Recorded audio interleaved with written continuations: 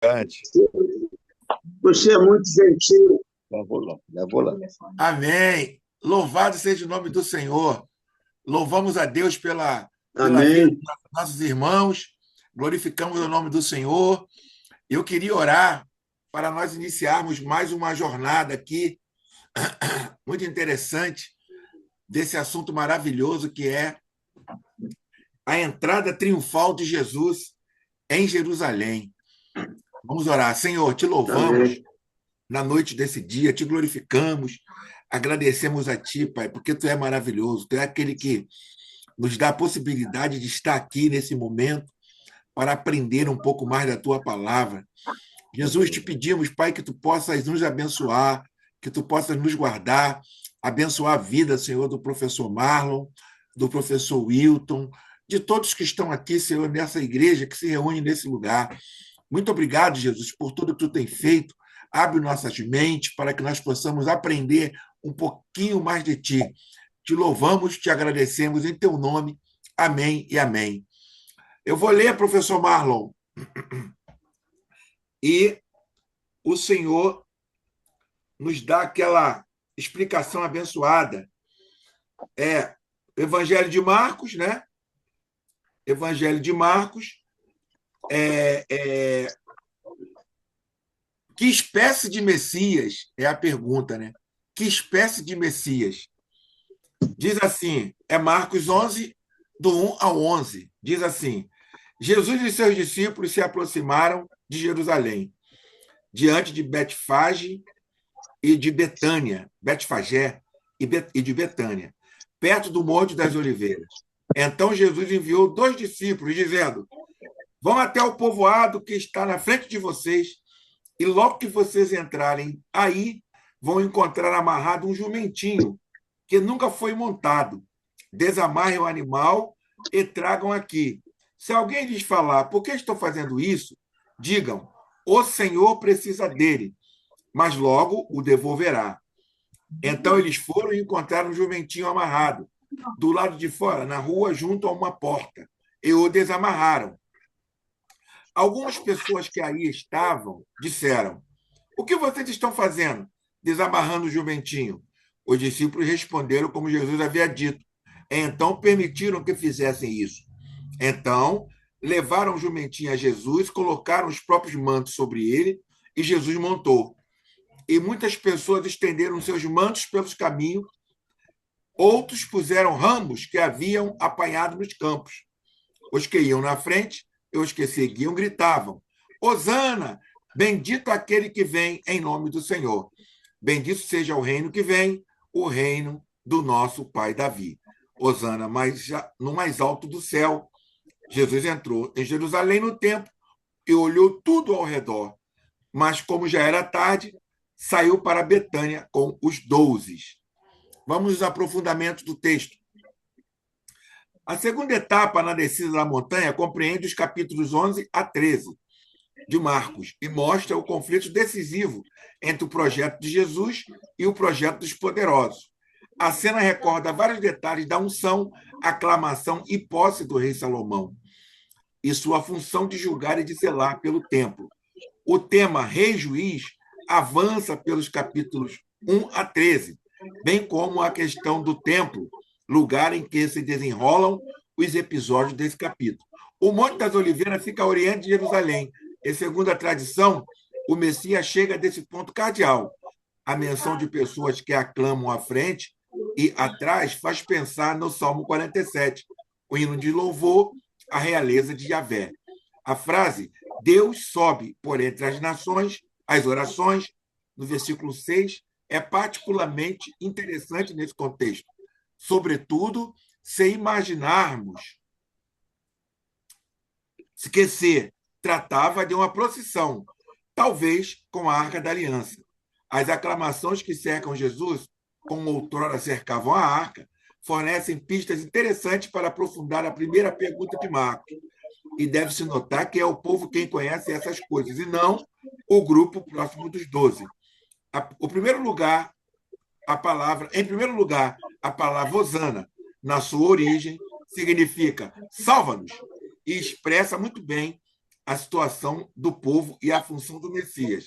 O pedido será atendido, mas o que se vê agora é apenas o começo dessa caminhada. Em segundo lugar, o fato de reconhecer Jesus como aquele que vem em nome do Senhor aproxima dos grandes temas de Marcos: Messias, filho querido, servo.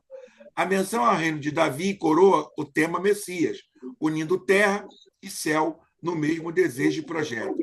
Jesus anunciou a proximidade do reino. O povo sente que nesse Messias pacífico, o reino do antepassado Davi está chegando. Recorda-se 4 vezes o jumentinho, nunca montado, amarrado, desamarrado, apetrechado, para receber a montaria real. Zacarias 9:9 já havia anunciado a chegada de um rei pacífico no lombo de um jegue, montaria do povo, em contraste com as mulas, montaria dos reis guerreiros.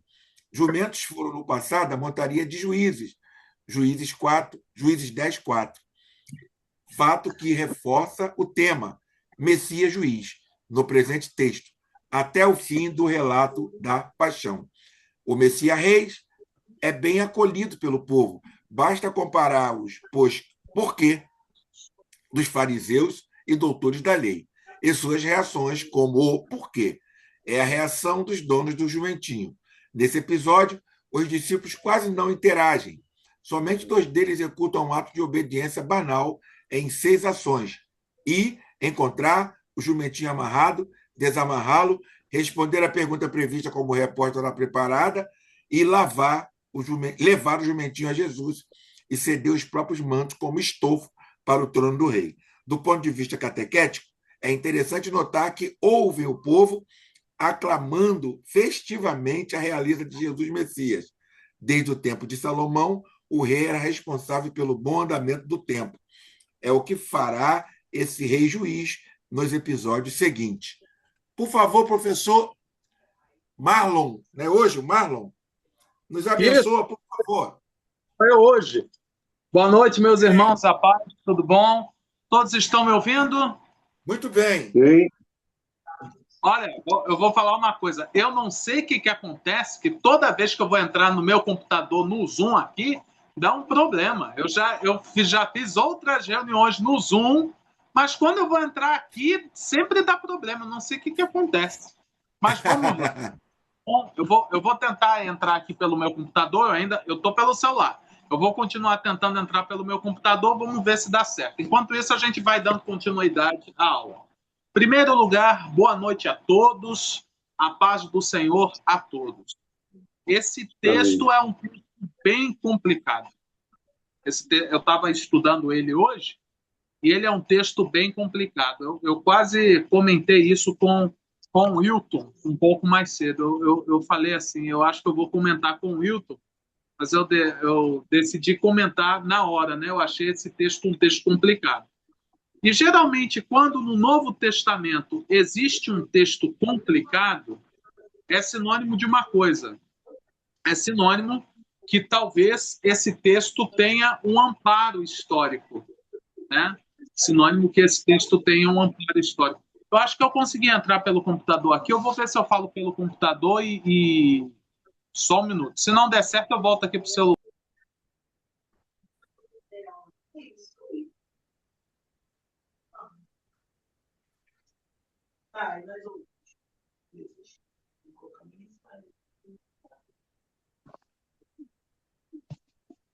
Ouvindo? Estão ouvindo. Então, perfeito. Então deu certo aqui. O som que não está muito bem. O som não está muito bom, não? Está abafado. Está abafado. Então, eu vou voltar para o celular. Tá. O celular tem um som melhor que o computador, então.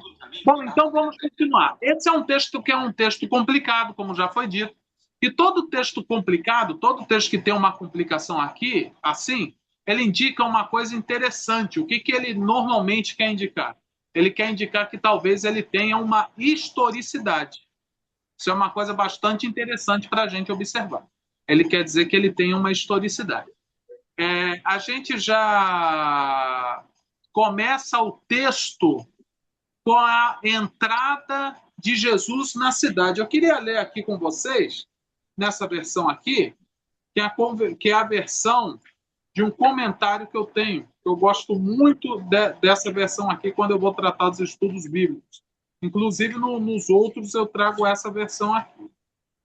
É a versão de um grande biblista chamado Giuseppe Barbalho. Quando estavam perto de Jerusalém, Betfagé, como leu aí o irmão Isaías, e Betânia, perto do Monte das Oliveiras, Jesus enviou 2 discípulos.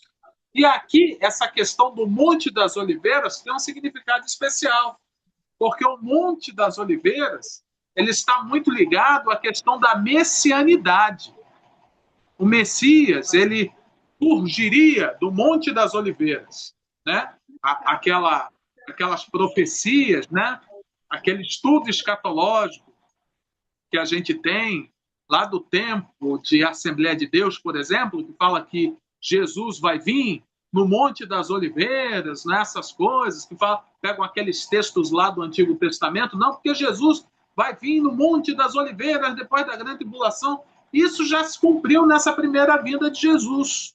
E o texto é claro. O texto está mostrando claramente esse cumprimento dessa messianidade. Então, isso aqui tem um significado especial. Primeiro, está ligado às regiões do Monte das Oliveiras. Aqui tem algumas questões geográficas que são apontadas por alguns seminaristas, por alguns comentaristas. Mas a menção do Monte das Oliveiras, ela é muito importante, sem sombra de dúvida.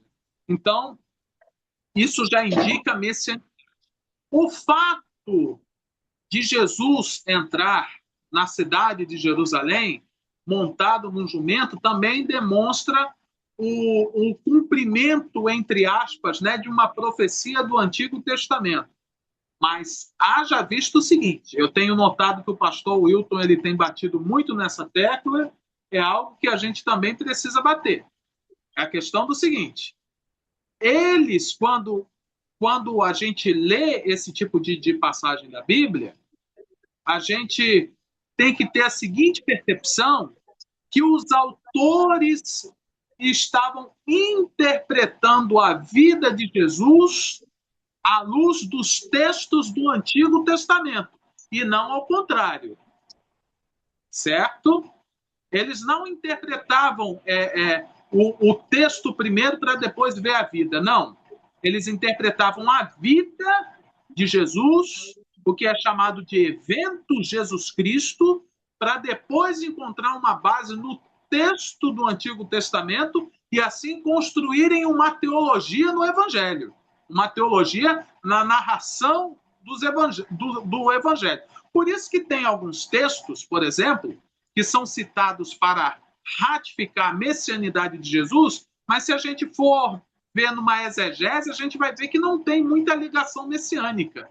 Então isso é muito normal de acontecer nesse texto do Segundo Testamento, do Novo Testamento. Pois bem, ele vai lá e cita, faz uma menção clara ao texto de Zacarias, né? Onde mostra o rei vindo sobre a cidade de Jerusalém, montado num jumento, e coloca isso como o cumprimento de uma profecia veterotestamentária. E aqui a gente tem uma questão que o texto ele mostra de forma implícita muita coisa que a gente deve prestar atenção. Vamos lá, os seguintes aspectos. Eles clamam aqui, para quem não sabe, alguém aqui já ouviu falar no Domingo de Ramos? Sim. Quem já ouviu falar no Domingo de Ramos? Aqui? Já ouviram falar no Domingo de Ramos? A gente fala, Domingo de Ramos é coisa de católico. Não, Domingo de Ramos não é coisa de católico. Domingo de Ramos a gente está lendo aqui. Está na Bíblia. Por que era chamado de Domingo de Ramos? Porque eles estavam com os ramos. Olha aqui, ó, no versículo 8. Muitos estenderam pelo caminho com seus mantos, outros puseram ramos que haviam cortado nos campos. E eles estavam clamando, gritando, dizendo o seguinte: Hosana, bendito aquele que vem em nome do Senhor. Hosana quer dizer é uma palavra, né, hebraica que quer dizer salva-nos. É uma palavra, Roshi Aná, salva-nos. Bendito aquele que vem em nome de Yahvé, em nome de Adonai, em nome do Senhor. Então aqui tem uma pequena dicotomia. Não é? Aqui eles estão clamando o Messias davídico, o Messias guerreiro, o Messias judaico, o Messias da perspectiva do judaísmo. Qual era o Messias da perspectiva do judaísmo? Era o rei. E dentro daquele quadro político ali, o rei seria aquele que tiraria os judeus que estavam sendo oprimidos por Roma e instauraria um novo reino de Israel. Eu sempre pergunto para os meus alunos, e lá na igreja em Xerém, onde eu e o pastor Wilton damos aula, a última pergunta feita a Jesus no Novo Testamento, aliás, não só a última pergunta, mas o último diálogo de Jesus com o Novo Testamento, no Novo Testamento, é ele respondendo a seguinte pergunta: Senhor, quando tu restaurarás o reino de Israel? Está lá em Atos 1. Então vocês veem que essa era uma expectativa. Eu vou usar um termo anacrônico aqui, mas tudo bem, para os irmãos, para a gente poder entender, né? Era uma expectativa nacionalista. Era algo que todos esperavam, esse Messias prometido davídico. Então, eles aqui, nesse momento, eles veem em Jesus essa figura desse Messias. Tanto que isso aqui é algo que vai ser observado para 5 dias depois ter o momento do seu julgamento e sua crucificação. Essa entrada triunfal aqui, ela fica muito bem marcada na memória dos chamados inimigos de Jesus, certo? Só que aqui é o seguinte, a gente tem que observar a continuidade do que vai acontecer depois. O evento, Jesus vem do Monte das Oliveiras, entra na cidade. Ele é aclamado como Messias. E quando ele entra na cidade como Messias e como rei, aí ele vem mostrar que veio. Primeira coisa, qual é a perícope que segue aqui, né? Vamos lá. A perícope que vem depois dessa aqui é a perícope da figueira estéril. O que representa a figueira? Alguém pode me dizer, dos que estão aqui, por favor?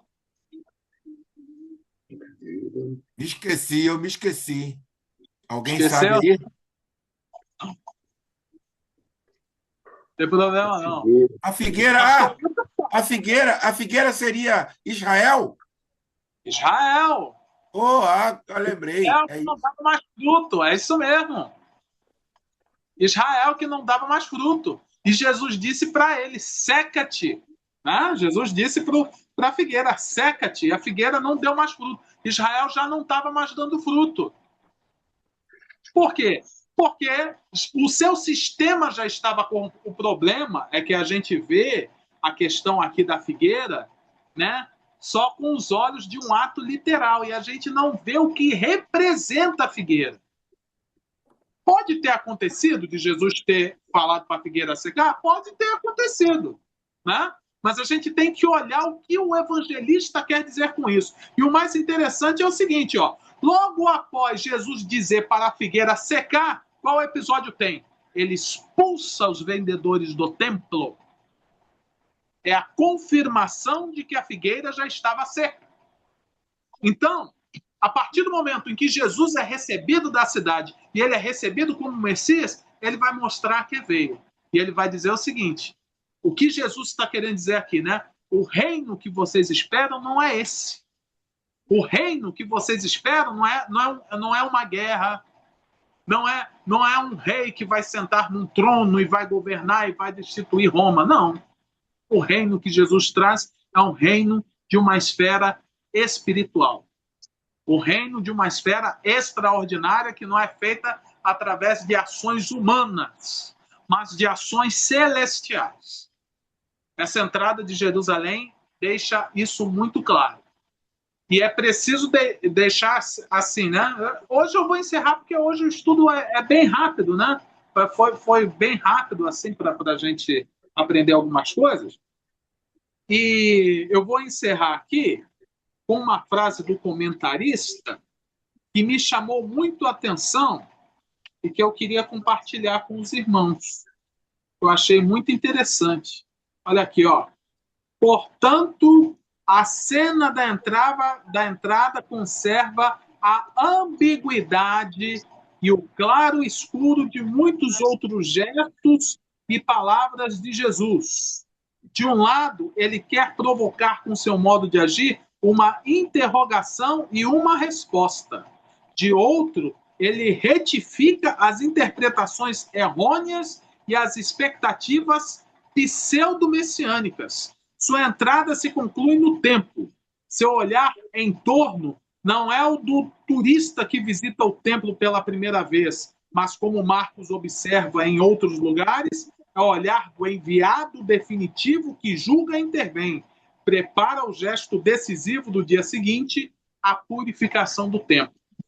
É preciso falar uma coisa muito interessante aqui, que no dia seguinte tem a purificação do templo.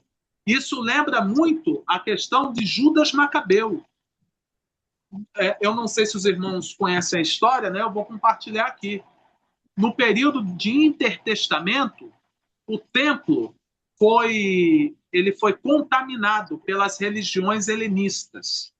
E houve um grupo de resistência chamados de Asmoneus ou Macabeus. Eles expulsaram os gregos da Palestina e eles purificaram o templo. Né? Judas Macabeu, para comemorar essa purificação do templo, ele entra justamente pelo lugar que Jesus entrou. Claro, isso foi antes de Jesus nascer, né?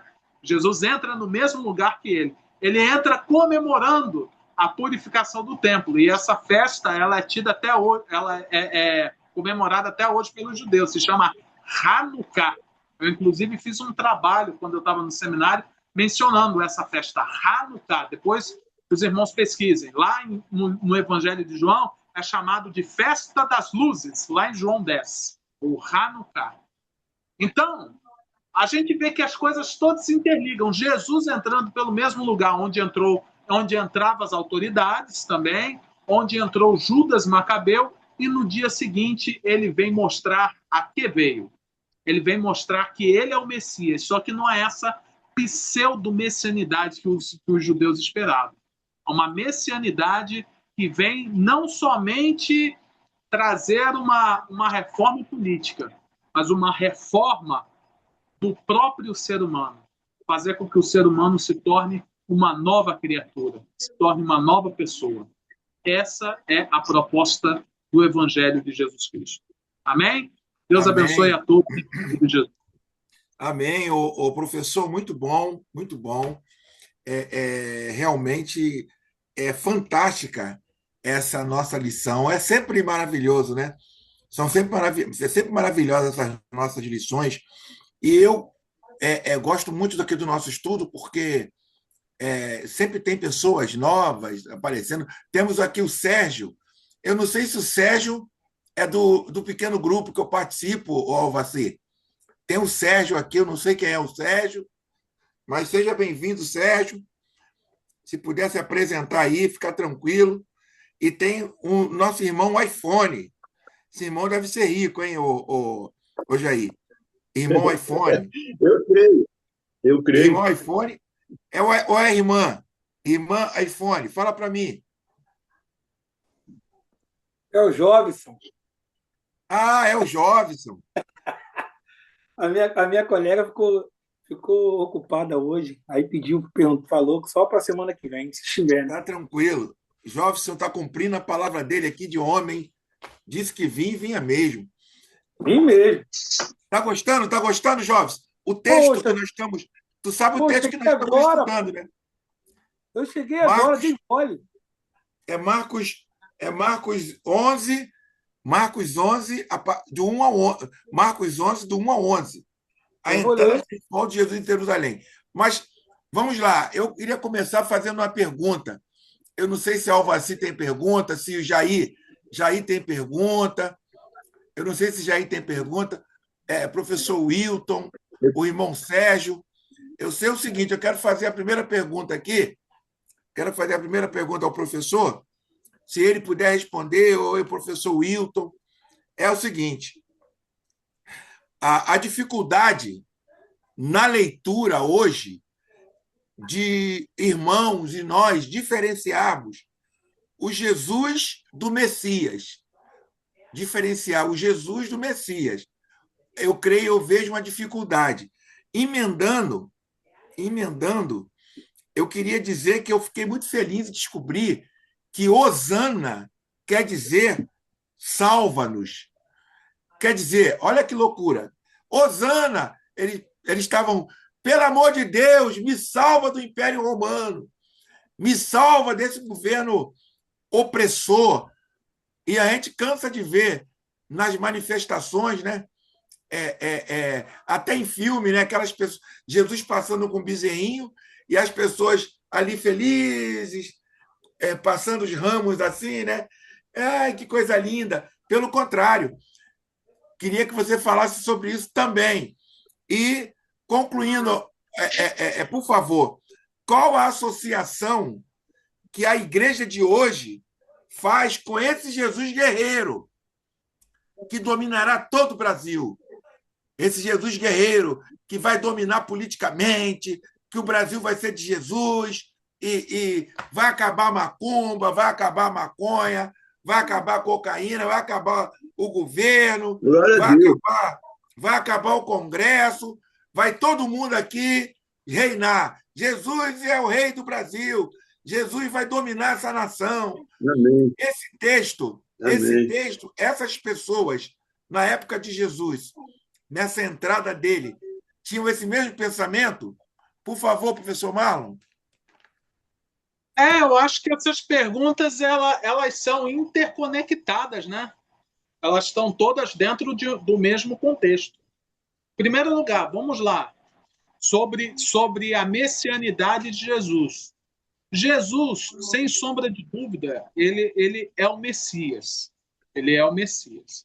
Só que acontece uma coisa que teve até um tempo atrás que eu conversei isso com o pastor Wilton, eu não sei se ele se lembra dessa conversa. Aliás, ele veio conversar comigo, né?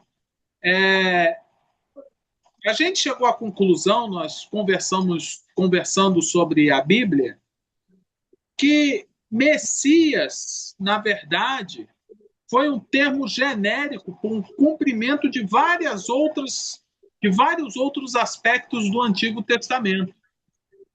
Só que o judaísmo ele não entendeu isso. O que era o Messias? Seria alguém que Deus iria enviar em nome dele. Alguém maior que Moisés, alguém maior que Elias, alguém maior que Davi, alguém maior que toda a Torá, todo o escrito do Antigo Testamento. Esse era o Messias. Só que o judaísmo, por ele sempre ser cercado por um contexto de guerra, e a gente precisa entender isso também, tem um livro ali de um autor chamado Thomas Homer, chamado A Origem de Javé, que ele é bem enfático nisso. O Thomas Homer ele afirma que o conhecimento de Deus no Antigo Testamento foi feito a partir das guerras. A partir das guerras. Tem um professor lá na PUC, um exegeta, o Wilton já deve, com certeza a gente já falou o nome dele, chamado Leonardo Agostini. Ele fez uma tese de doutorado falando justamente sobre isso, sobre a revelação de Deus nas guerras de Israel. Então, para um contexto de guerra, era natural que se esperasse, claro, de forma equivocada, um político, um guerreiro, uma pessoa que tivesse um viés mesmo de dominar. Então, eu vejo o seguinte, que quando Jesus aparece e eles veem nele que a proposta dele, embora, claro, Jesus tenha falas políticas que são até entendidas como revolucionárias, isso é inegável também, mas não vê revolucionárias não no contexto de pegar em arma, mas de transformação, quero deixar isso claro. Mas vê que ele não é uma pessoa que vai às vias de fato contra o Império Romano, há uma decepção. Eu acredito que essa foi a decepção dos próprios apóstolos. Jesus não se demonstrou em nenhum momento disposto a encarar o Império Romano. E eles achavam que esse era o papel do Messias, né?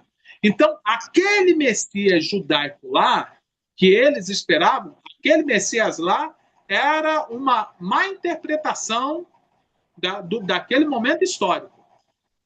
Era uma má interpretação. A gente pode, inclusive, fazer a seguinte afirmação. Jesus, em nenhum momento,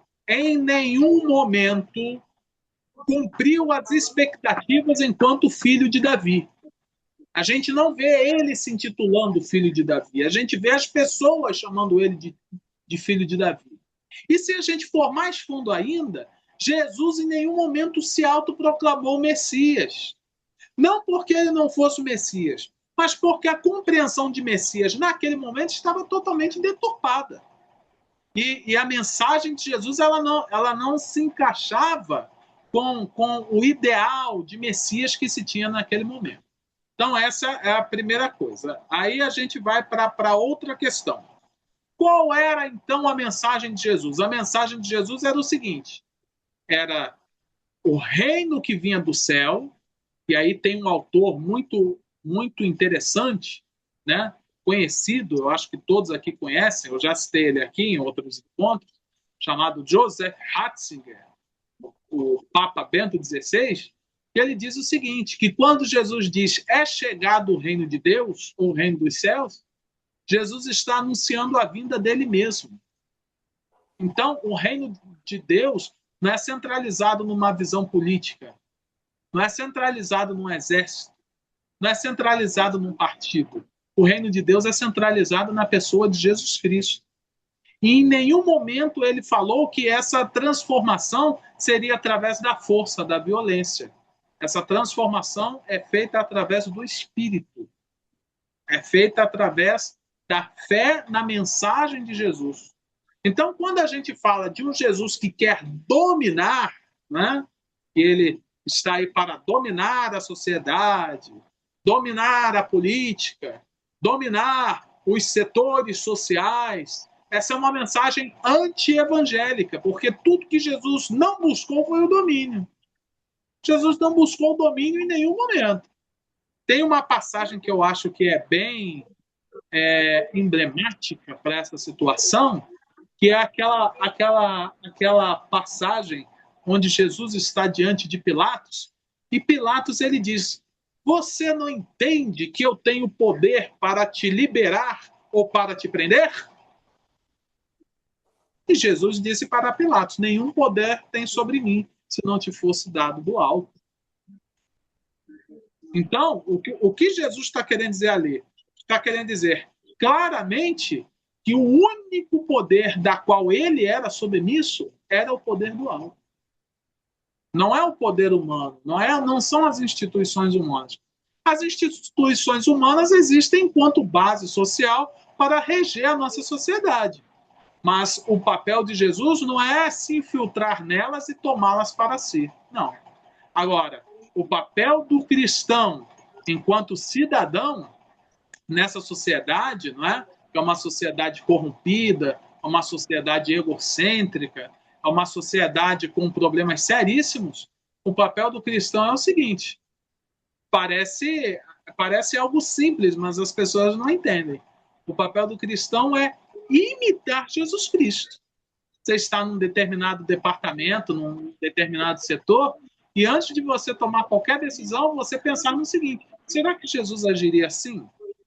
O Wilton ele sempre cita uma frase do Jonathan Edwards que eu acho muito interessante, que é a seguinte: um dia nós estaremos diante do tribunal de Cristo.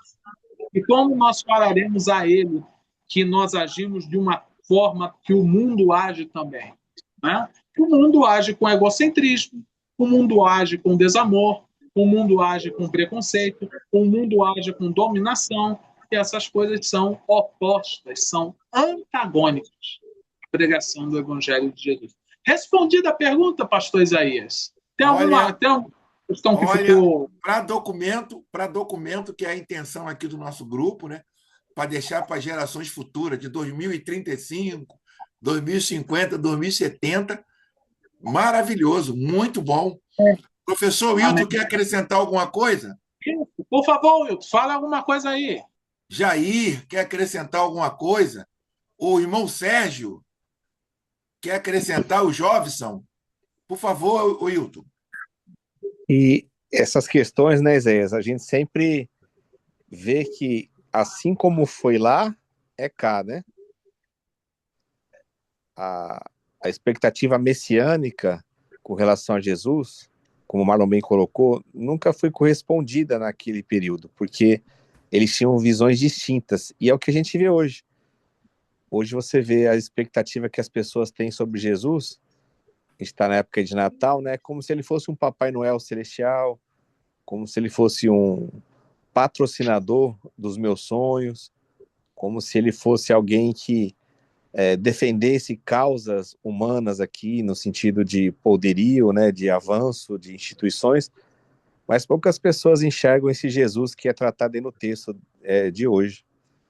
Então parece que a gente está recebendo esse Jesus aí com os ramos, felizes, mas com expectativas totalmente diferentes daquelas que constam do Evangelho, né?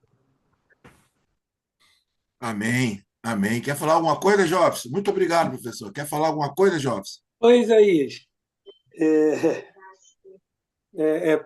Assim, parece que essas aulas, parece que você costuma falar isso, né? Tipo assim, é uma oxigenação, né? Parece que é uma limpeza, né? Que a gente vai. Por que eu estou falando isso? Porque esse dia eu ouvi o pregador, ele trouxe uma palavra, aí ele falou a respeito lá do coxo, né? Que Pedro e João, olhe para nós, né? Não ouro nem prata.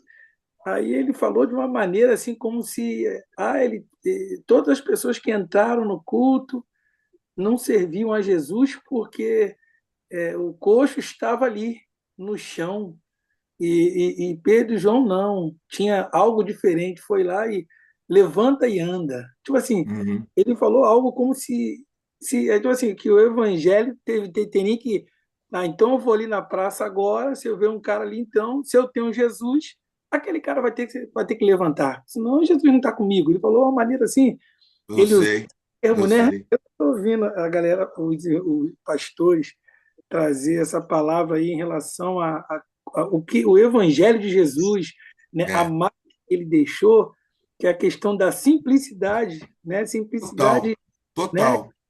e aí você acaba assim levando um susto quando tu escuta essa aula aí nossa de hoje aí. Total. Obrigado, Jobson. Obrigado. Você sempre vai se assustar, Jobson. Enquanto você ouvir discursos lá da onde você congrega e o Jesus de lá e o Jesus que é pregado aqui, com certeza você vai se assustar sempre. Com certeza. Jair, quer dar uma palavrinha ao Vaci? O irmão Sérgio? Eu estou muito apto a estar recebendo essa maravilha. Amém. Porque você vê, né, o Jair, o Jesus que é pregado nos templos, nas igrejas, é um Jesus diferente do que a Não é Bíblia quer isso, dizer. Totalmente com diferente, né? certeza. É Totalmente verdade, diferente. é verdade. Então, que nós possamos voltar ao Evangelho, né? Voltar ao Jesus da Bíblia. E isso aí causa a causa real disso aí é com a ação do Espírito Santo. Porque senão eu vou saber que esse Jesus ele é humilde, saber que esse Jesus não quer tomar o poder de prefeitura, poder de Brasília. Eu sei que esse Jesus não quer tomar poder, eu sei que esse Jesus é um Jesus humilde que ele não quer tomar poder, ele é o poder da igreja, do reino de Deus aqui na terra. E se eu continuo numa sinagoga, numa igreja, numa reunião, onde diz que Jesus vai tomar Brasília, temos que colocar um presidente crente lá, eu estou indo contra a vontade de Jesus na minha vida. Que nós possamos. Isso aí. O resumo de tudo Verdade, hoje né? é isso. O resumo de hoje é isso. Jesus ele não quer tomar poder, ele é o cabeça da igreja, ele é o dono da igreja. E nós aqui somos embaixadores dele, aqui nessa terra, que tem o domínio do maligno, que é o sistema religioso, sistema político, sistema econômico, é tudo dominado pelo maligno. Como na época dele, quando ele viveu, a mesma coisa. Vamos concluir, então? Eu queria que o professor Wilton concluísse, professor Wilton, agradecendo aqui ao professor Marlon esse reforço que Jesus mandou, Wilton. Esse reforço que Jesus mandou, professor Marlon, o professor Wilton terminando, professor Wilton, e orando, agradecendo para que nós possamos, em 2026, continuarmos aqui nessa nossa pegada aqui, nessa peleja maravilhosa. Por favor, professor. Amém. É uma alegria, né, falar com vocês. A gente teve ao longo desse ano de 2025, às quintas-feiras, nesses nossos encontros, e é como o Isaías comentou, né? Além da nossa comunhão aqui, além da nossa troca de ideias, a gente vai deixar esse legado aí, né? As pessoas vão acessar esse material, vão poder desfrutar também, graças a Deus e à tecnologia que permite que esse material não fique preso, mas que a gente possa divulgar. Hoje é o nosso último encontro nesse ano, e se Deus quiser, a gente voltará lá em 2026, no dia 15, né, Isaías? 15 de janeiro. Isso. E já é um tempo bom, que é a quinta-feira, depois ali das comemorações. E quero agradecer a cada um dos irmãos que fazem esse trabalho acontecer. Agradecer ao Marlon também, que está sempre à disposição para nos ajudar. O Isaías, que administra muito bem o grupo. A cada irmão, a cada irmã que nos ajuda mesmo em oração, em apoio, e que faz esse trabalho prosseguir. É uma raridade, né? Nós temos, assim, reuniões contínuas, temáticas, que você pode ver, o nosso material sempre tem 40 lições, 50 lições, e a gente vai seguindo passo a passo. E eu recebo comentários, né, de pessoas que falam, poxa, vocês não desistem, né? Vocês estão ali semana após semana, e é isso aí que faz a gente prosseguir. É deixar esse legado para os irmãos, poder colaborar com a fé, poder colaborar com a vida de cada um. E vamos agradecer a Deus, né? Ele é o motivo de nós estarmos aqui nesse trabalho, ele é o motivo de nós prosseguirmos, mesmo com toda a dificuldade. Às vezes é um grupo bem pequeno, às vezes aumenta, tem gente que acompanha depois, mas o nosso interesse aqui é fazer tudo para a glória de Deus, né? Então vamos orar. Pai amado, Pai querido, quero te agradecer, Senhor, por nós chegarmos ao final desse ano e com esse trabalho, Pai, com a ajuda de cada irmão que está aqui, daqueles que já participaram, daqueles que participam, daqueles que oram, Senhor, daqueles que contribuem. Muito obrigado, Pai. Esse trabalho aqui é feito com amor, com dedicação, e cada irmão aqui é importante, Senhor, para que esse trabalho se prolongue, para que a gente deixe esse legado, Senhor, para que essas palavras alcancem os corações. O Senhor sabe o intento de cada um, o Senhor sabe que a gente aqui está reunido, Senhor, para a glória do Teu nome. E eu peço que o Senhor abençoe a família de cada um nesse final de ano, que o Senhor derrame a Tua graça, que o Senhor esteja consolando, trazendo comunhão a cada vida, a cada família, Pai. Quero agradecer ao Senhor pela vida do Isaías, Pai, que sempre divulga esse trabalho, sempre, Senhor, envia as mensagens, sempre convoca as pessoas e está aqui, Pai. E sem ele esse trabalho não aconteceria. Ao Marlon também, que sempre nos ajuda, trazendo esses estudos, Pai, a cada irmão, o irmão Jair, o irmão Avassi, o Jobson que está aqui, a senhora Patrícia, o Sérgio, todos os irmãos que participam, a irmã Jacira, todos eles, Pai, que o Senhor possa abençoar e que nesse final de ano a gente possa sempre recordar do Senhor. Que o Senhor sempre venha nascer no nosso coração a cada dia, e não só numa data, Senhor, especial. Muito obrigado por tudo, Senhor. Que o Senhor abençoe esse final de ano e que a gente possa estar aqui no ano que vem também continuando essa jornada para a glória do Teu nome, Pai. Muito obrigado, em nome de Jesus. Amém. Amém, Jesus. Eu queria também, aproveitando a oportunidade, agradecer a Irmão Ti, Jair, Senhor, e pedir a Ti pela vida do neto da irmã Cissa. Ela está precisando, Senhor, de um milagre na vida do netinho dela. Eu sei que se eu não orasse aqui e esquecesse, Tu iria fazer o melhor para aquela criança, porque ela é uma serva fiel, uma serva que sempre está aqui conosco, e a sua filha está vivendo esse momento de ansiedade, um momento de expectativa pela saúde do seu filho e ela pela saúde do seu neto. Por isso, Senhor, nós te pedimos, faça um milagre. Isso é coisa rotineira na sua vida, é fazer milagres. Por favor, nós te pedimos, Pai, visita a vida do neto da tua serva. Eu te agradeço. Amém e amém. Por favor, Vaci, antes da gente ir para a cantina. O que digo nessa cantina? O Jair trouxe um empadão. Jair trouxe um empadão. Alvaci trouxe suco de graviola. Fala, Alvaci. Eita, Teu microfone está fechado.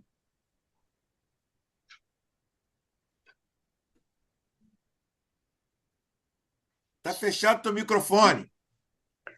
irmão Isaías, Oi, irmão Isaías, pode falar. a paz, querido, é o Sérgio. Sérgio, do pequeno É, grupo. isso, que o irmão estava Oh, mencionando aí. Agradeço a hospitalidade no grupo aí. E o celular não estava contribuindo muito. Aí, às vezes, que o irmão falou para mim falar, o celular não estava contribuindo aqui. Mas agora parece que acertou. isso. Estou agradecendo aos irmãos pelo aprendizado, por ter acompanhado mais essa histórica sala de aula aí, juntamente com todos os irmãos.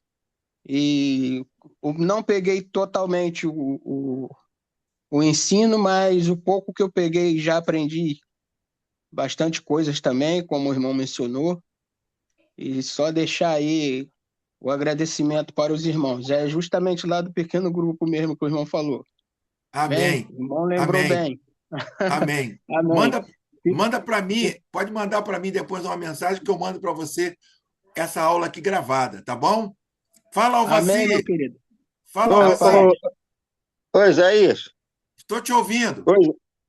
ô, Isaías, a semana que vem, eu, na quinta-feira, vamos comemorar o aniversário de Jesus, não é isso? amém. Não. É, Negativo. né? Isso aí é É o mundo, comércio. Isso é sim, comércio. mas Isso aí não tem nada a ver com mas a peraí, igreja, não. Aí, não deixa tem eu nada a ver falar, com a meu amigo. igreja, não. Deixa eu falar, meu irmão. Deixa eu acabar a minha mensagem. Por Então, favor. o mundo comemora isso aí. Mas é que nós sabemos que Jesus não nasceu em dezembro. Com certeza. E tem pistas na Bíblia do dia, mês e ano que Jesus nasceu. Gostaria de ouvir essa possibilidade, de ver? Ainda tem alguns minutinhos. Seria relevante falar isso agora? Com relação ao.